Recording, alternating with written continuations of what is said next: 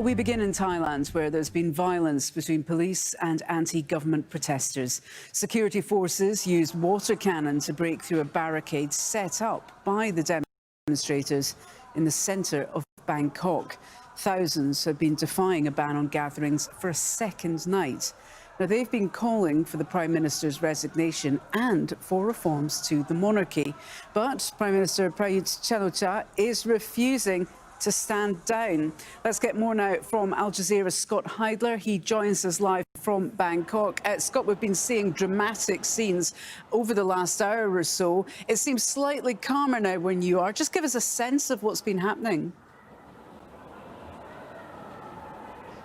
Sure, Holly. Yes, it's definitely calmer now, and we have just heard from the protest organizers that it is officially, the protest for this evening is officially off. And what we're seeing right now is the mop-up operation by the police here in central Bangkok. You know, as you mentioned, there was that major confrontation at a barrier that the protesters, makeshift barrier the protesters had used, even using police barricades. That's where we saw the water cannon used. There was a secondary barrier built by the protesters just here. Again, they used water cannon, but there were barely any protesters on the other side, so they broke through that. What's interesting now, what we're seeing a little bit of, this is definitely the mop-up operation right now, is that some of the protesters have blended into the side streets. So there's a little bit of a cleanup, small operation, riot police going into the side streets to clear people out. We've seen a couple of detentions, mass arrests or anything like that, but the protest organizers saying that it is officially over for the evening. What we can also say definitively,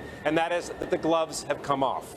Prayut Chan-o-cha has made the decision to go hard against the protesters. They have not done that until this evening. And what we're hearing from officials, too, is that they're going to use, as they said, and this came just after we saw that first main confrontation, they'll use all means at their disposal. And we saw what that means. That means riot police, and that means water cannon. Well, the government are determined to use all means at their disposal. What exactly is it that the protesters are calling for? What would it take them to stand down? These are lofty goals that they have. And the first and foremost one is something that Prayut Chan-o-cha himself said today in a press conference after an emergency cabinet meeting. They're calling for him to resign. They're calling for the whole cabinet to resign. And he was posed the question by a reporter this morning saying, "Are you going to quit?" And he said, "No." So that is not going to happen.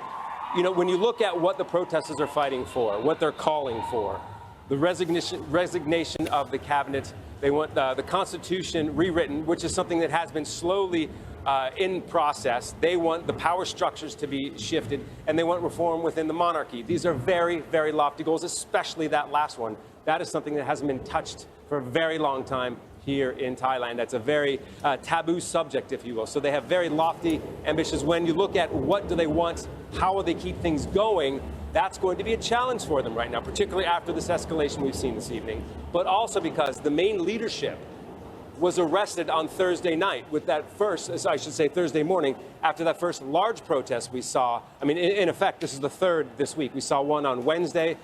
They marched peacefully from Democracy Monument to Government House. This emergency decree was put in place. That's where the first cleanup operation, and that's when the leadership was arrested. So it'll be interesting to see how they continue to move forward after tonight.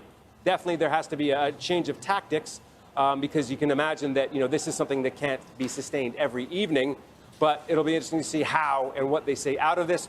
But again, as the leadership that still exists now saying the protest is over tonight, we know that a nearby university has allowed their campus to be a safe haven for any of the protesters that want to leave. No protesting on the campus, but a safe haven. But it seems as though right now it's pretty much dissipated, that most of those protesters have fled. Well, it's dissipated from the area where you are, Scott. We're showing our viewers live pictures from other parts of the city where water cannon are still being deployed. Not as many people on the streets as earlier in the day, but certainly the police not holding back there. Certainly still some people out on the streets this hour. Certainly a conflict that's not going to be resolved overnight, but that's the view initially from Bangkok. Scott Heidler, thank you very much indeed for bringing us the latest on this story. Well, let's turn now to our